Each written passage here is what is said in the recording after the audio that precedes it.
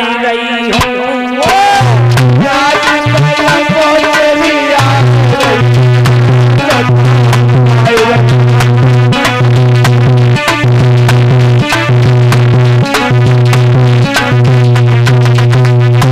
जा रही है माँ, पति का ध्यान करती है।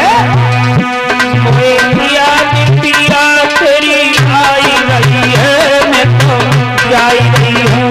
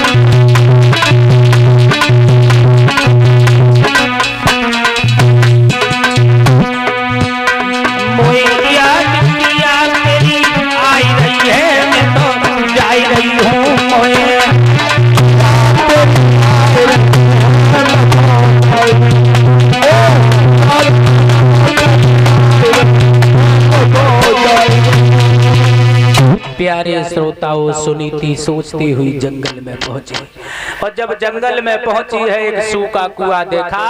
गिरने के लिए जब तैयार हुई है तब तक ब्रह्मपुत्र देव ऋषि नारद की नजर पड़ गई और ब्रह्मपुत्र देव ऋषि नारद ने आवाज लगाई, कौन है जो इस कुआं में गिरने के लिए जा रही हो? कौन? देव ऋषि नारद के करीब सुनीति पहुंची और कहा, बाबा जी तुम हमसे पूछ रहे हो कौन हो? तुम्हें स्वयं ये पता होना चाहिए तुम एक महात्मा हो और महात्मा परमात्मा का रूप होता है। तुम्हें ये मालूम होना चाहिए कि एक दुखिया अपने प्राणों को क्यों दे रही है, एक दुखिया अपने प्राणों को क्यों नौछावर कर रही है, तुम्हें खुद ये पता होना चाहिए।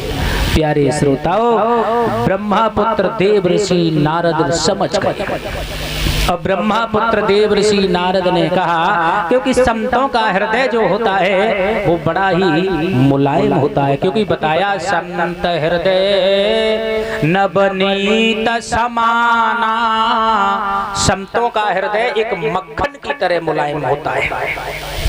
महात्मा जी को दया आ गई, बोले ठीक है, हमसे पूछ रही हो कि एक दुखिया अपने प्राणों को क्यों दे रही है, तो मेरी बात सुनो, मैं आपसे एक प्रश्न पूछ रही हूँ, उस प्रश्न का हमें उत्तर दे दो। बोले पूछो बाबा जी। तो मैया सुनीति जो है, आज बाबा जी प्रश्न पूछते हैं और माँ सुनीति उनका उत्तर दे रही है।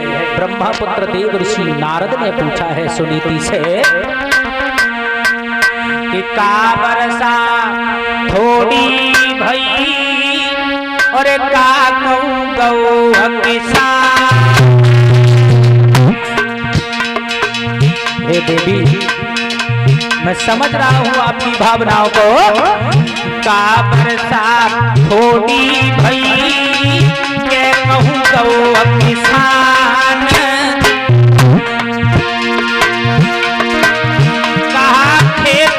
बंजर पड़ो कहा रची भगवान।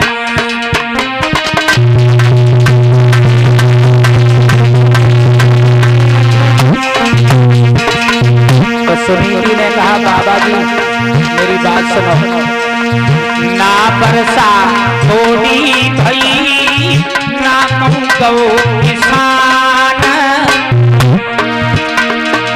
खेत बीज ओढ़त नहीं सुनिए संत सुजान।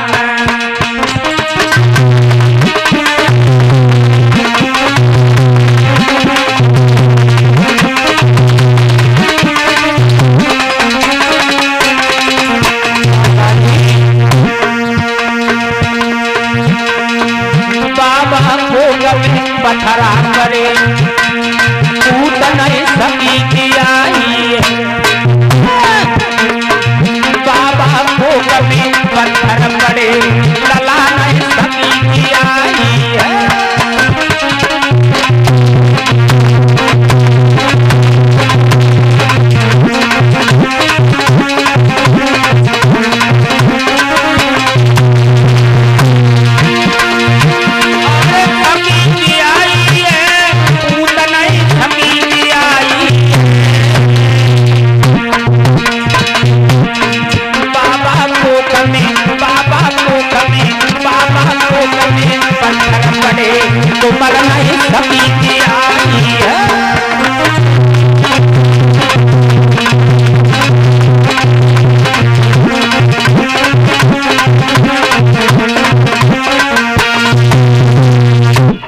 कहा ना तो कहीं किसान गया ना कहीं बीज, केवल इस कोक में पत्थर पड़ गए, इसलिए हमारे कोई संतान नहीं हुई, इसलिए हम मरने के लिए आई हूँ। तो महाराज ब्रह्मपुत्र देव ऋषि नारद जो हैं